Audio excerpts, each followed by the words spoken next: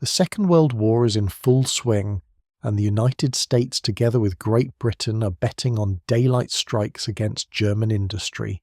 In the autumn of 1942, on airfields in eastern England, heavy Boeing B-17, Flying Fortress bombers and consolidated B-24 Liberator bombers stand in rows on wet concrete. From here to the factories in the Ruhr and Berlin areas, it is hundreds of kilometres one way, and they have to cover the same distance back to return to base. On large staff maps, routes are laid across the North Sea, the Netherlands and Germany in such a way as to bypass the densest zones of anti-aircraft fire and still reach the targets. The bombers are not supposed to go alone. They need cover from Messerschmitt Bf-109 fighters and Focke-Wulf FW-190 fighters which the Luftwaffe sends up. The British Supermarine Spitfire fighter has good flying qualities, but its internal fuel tanks only provide enough for several hundred kilometres, not for a full route to central Germany and back. The American Republic P-47. Thunderbolt fighter is strong and powerful, but with early tank configurations it also does not have enough range to escort the formations to distant targets and return with them. In practice, fighters escort the bombers only to a certain line, after which they are forced to turn back because of remaining fuel. At the headquarters of the US 8th Air Force, this line is marked with a red arc, beyond which the B-17 Flying Fortress and B-24 Liberator continue their way without escort. The campaign plan of Operation Point Blank requires not just strikes on factories, but the weakening of the entire armament system of the Third Reich through systematic raids. Without continuous escort, losses increase because German fighters attack the formations precisely where American and British fighters have already gone back to base. Each raid turns into an argument between the desire to strike deep and the fear of losing too many aircraft and crews. The command formulates the requirement in clear numbers. They need a fighter that can escort the bombers to targets deep inside Germany and return with them. External drop tanks under the wings alone do not solve the problem, because every tank adds drag and part of the fuel is spent just to pull this tank through the air. Range charts show that with the previous drag level of the aircraft, the extra fuel quickly turns into lost speed and additional consumption. To change the picture, it is necessary to reduce the drag of the aircraft itself, not just add litres to the tanks. And before we continue, let me know in the comments where you're listening from. It's always amazing to see how far these stories travel, and if you're enjoying this one, don't forget to subscribe and smash a like. North American Aviation, already known for the early version of the North American P-51 Mustang fighter, originally built for Great Britain, is brought into the solution. The new variant is assigned the Packard F1650 engine, a license-built Rolls-Royce Merlin, which can maintain altitude and an economical cruising regime alongside heavy bombers. The designers are told that the key to range is not only in fuel capacity, but in how economically the aircraft covers each kilometre at working speed. To achieve this, they must consider not only the wing shape on the drawing, but also how its surface really looks and behaves. The studies of NACA at Langley help, where different wing profiles and surface qualities are tested in the wind tunnel. Photographs show how a thin strip of oil flows along the wing model, and at which point it breaks up if there is a step or bump on the surface. Laminar that is smooth and ordered, flow gives less friction but is maintained only on the smooth leading part of the wing.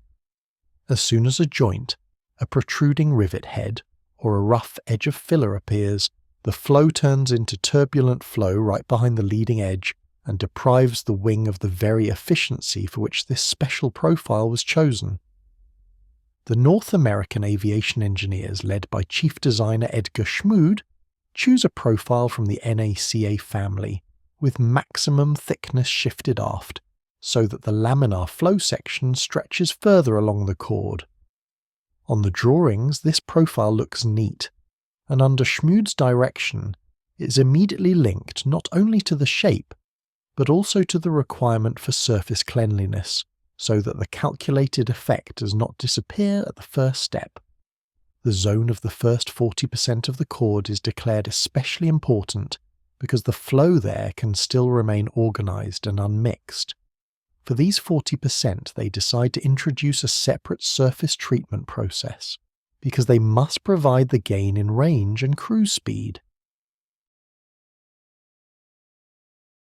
April 1943, Inglewood, California. At the North American Aviation plant, the North American P-51 Mustang fighter-wing production lines work in 2 shifts. In the surface treatment area, a large template with chord markings hangs on the wall, with a black stripe at the first 40% from the leading edge. Workers are told that it is in this zone that joints and rivet heads must be hidden under a thin layer of filler, and the surface must be faired to the wing profile. The rest of the wing behind the main spar remains in standard factory finish, because laminar flow will not hold there at combat speeds anyway. The filler is not applied in a continuous thick layer, but only to panel joints and around rivet heads in order to remove height steps without changing the wing shape. After drying, an abrasive block is used and moved along the profile curve, with care taken not to cut off the hump and not to turn it into a flat spot. On top of the filler, a zinc-chromate based primer is applied, which protects the aluminum from corrosion and prepares the base for the finishing coat. The final coat is a layer of aluminized lacquer, applied thinly and evenly so as not to create a new bump where an old one has just been removed. Quality control is based on a simple operation that any trained worker can perform. The wing is fixed in a fixture, the main lighting on the station is dimmed, and a narrow lamp is slowly moved along the leading edge. The reflection shows whether there is a step or a dent, because the highlight must stretch as a single smooth line from the root to the tip of the wing. If in some place the highlight breaks, splits, or shows a shadow, the panel is sent back for additional filling and sanding until the light line becomes straight. The manufacturing tolerances are made strict. Even a height difference of fractions of a millimetre in this zone is considered a defect, since that alone is enough to destroy laminar flow. Any attempts to hide a defect with an extra thick lacquer layer are forbidden, because such a layer again adds weight and creates a new bump. After primer and lacquer are applied, the wing is checked with the lamp again, now over the finished painted surface. Only those panels where the highlight does not break either on the filled area or at the junction with the untreated part of the wing are accepted. At the same time, designers and production engineers introduce another measure. On part of the series, they abandon camouflage paint and leave the aircraft in a light lacquered finish. This saves about 19 kilograms, 42 pounds, of weight per aircraft and simplifies maintenance because there is no extra thick paint layer. Combined with reduced drag due to the smooth leading part of the wing, this gives a cruise speed gain in tests. With the same Packard Phi 1650 engine and the same altitude, the aircraft covers more kilometres on the same amount of fuel than early machines with conventional surface treatment. Test flights at Wright Field turn calculations and factory arguments into concrete numbers. Series of sorties with different wings show a gain of about 8 to 15 kilometers per hour, 5 to 9 miles per hour, in cruise regime with unchanged engine settings and equal flight altitude. Test pilots note that at high speeds and dives, the fine canopy vibration that previously interfered with aiming and holding heading disappears. In the fuel consumption tables per flight hour, the value becomes closer to the theoretical calculations because some of the losses due to excess drag are gone. For operational airfields in Great Britain, a simple field repair procedure is prepared so that the factory standard can be maintained not only on the assembly line. Step-by-step instructions describe how to clean joints from dirt and old lacquer, how to apply a thin layer of filler to a detected step, how to fair the profile with an abrasive block, and how to check the surface with a lamp. Filler, abrasive, primer, aluminized lacquer, and a narrow lamp are included in the priority list of consumables so as not to depend on long requisitions. In this way, the procedure that began at the Inglewood plant becomes part of the daily work of the US 8th Air Force ground crews, who are preparing the North American P-51 Mustang fighter to fly with the B-17 Flying Fortress and B-24 Liberator all the way to the most distant targets under the Operation Point Blank plan. Eastern England, the beginning of 1944, greets the morning with a grey sky and steady wind, and on the hard stand by the taxiway, the North American P-51 Mustang fighters are already lined up in the workshop by the entrance hangs that same short instruction that came from Inglewood, and nearby are crates with filler, abrasives and cans of aluminized lacquer. Mechanics walk along the rows, running a hand over the leading edge of the wing and the narrow strip just behind it, where, according to the factory scheme, the smooth zone must be preserved. A narrow lamp gives a straight strip of light, and in places where the highlight breaks, a small chalk mark appears on the metal. Under the wings on the pylons, drop tanks with a capacity of 284 litres, 75 gallons, are already hanging. They were installed after inspection once it was clear that the surface was ready for the sortie hoses run up to the filler necks on the fuselage and wings. The fuel gauges in the wings and fuselage rise to the specified level, and the commander's clipboard already has the points marked where these tanks will be jettisoned. In a nearby hangar, the route is posted on a board. The columns of Boeing B-17 Flying Fortress bombers and consolidated B-24 Liberator bombers are to proceed to their targets in Germany in daylight according to the Operation Point Blank plan. Altitudes and speeds are laid out so that the escort fighters stay slightly higher and a little behind in the horizontal plane, without losing the ability to cover any section of the formation. Before takeoff, the pilots gather in the briefing room. On the board are the approach lines, flak areas, and the airfields from which Messerschmitt Bf-109 fighters and Focke-Wulf FW-190 fighters are expected to rise. The discussion is not only about altitudes and headings, but also about how long the formations will have to spend in the most dangerous zone, so as not to exceed the calculated fuel margin. The datasheets for the North American P-51 Mustang fighters take into account both the lightened finish and the more efficient wing profile achieved after the factory modifications.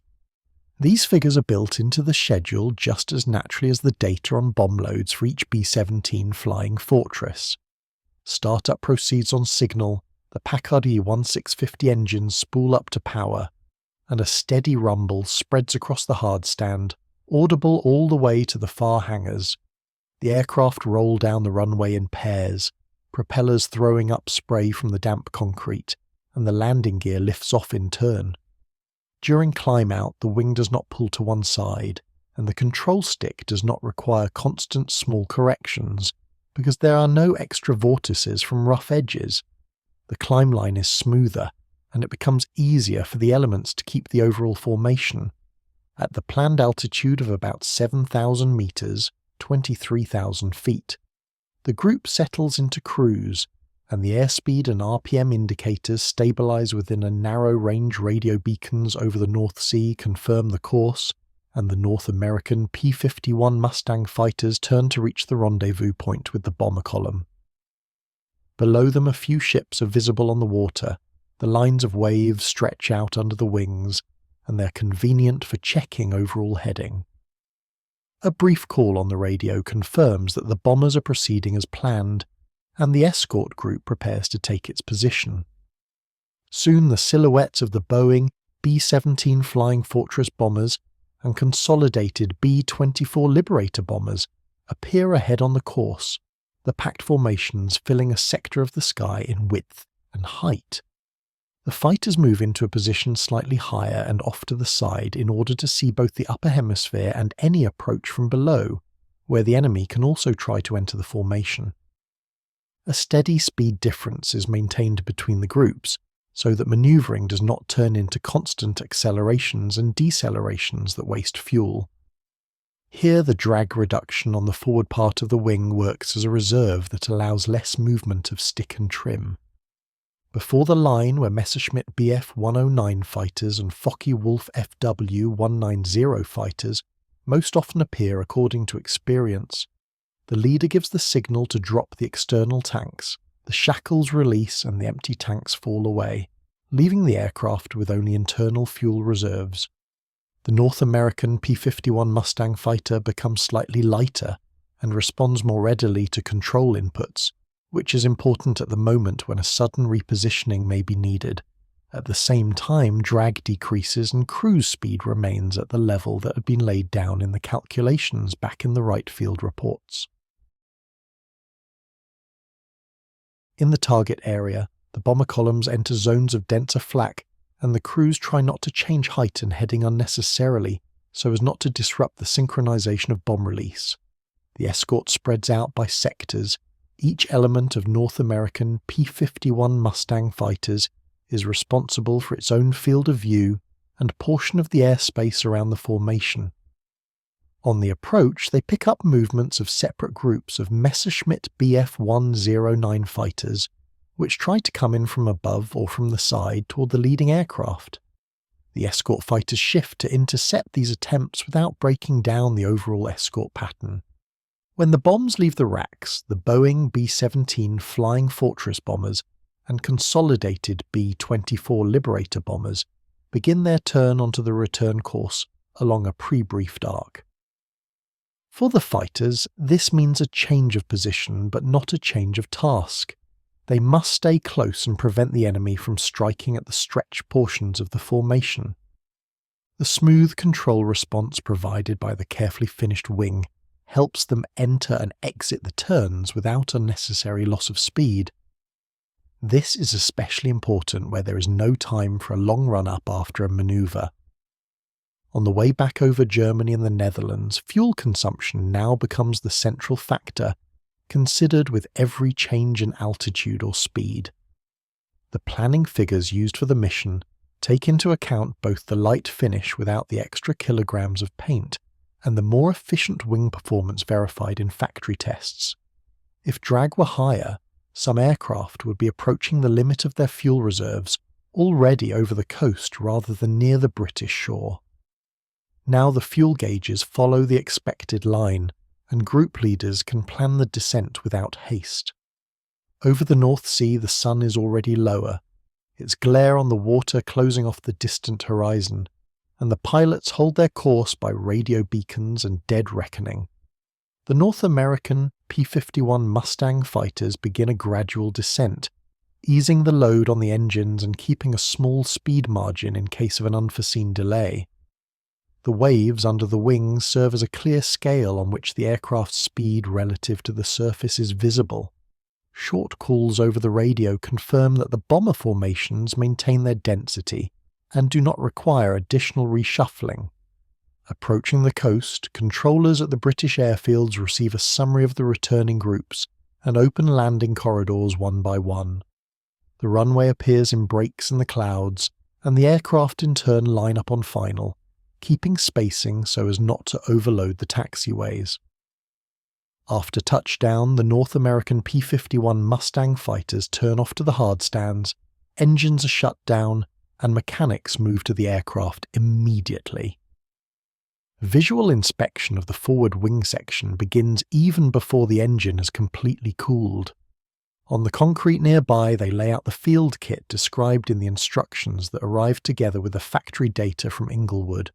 Where a chip or small nick is found on the wing's leading edge, the area is cleaned of dirt and old lacquer and filled with a thin layer of filler. After drying, an abrasive block is used to restore a smooth contour, and a light layer of primer and aluminized lacquer is applied on top. The narrow lamp is run along the treated area, and as long as the highlight runs as a straight line, the wing is considered ready for the next day's sorties. In the daily summaries of the US 8th Air Force by the summer of 1944, there are more and more raids in which Boeing B-17 Flying Fortress bombers and consolidated B-24 Liberator bombers reached the target and returned under escort along the entire route. These reports list the number of aircraft, the tonnage dropped, and the regions reached, but do not mention in a separate line the treatment of the forward wing section and the changed finish. For the technicians and the North American Aviation designers, these very details become part of the general picture in which low drag helps maintain the required cruise speed and save every litre of fuel, as long as the factory and the field workshop stick to the same procedure for working the wing surface. The North American P-51 Mustang fighter remains the aircraft capable of leading the bomber columns under the Operation Point Blank plan to the most distant targets and returning with them.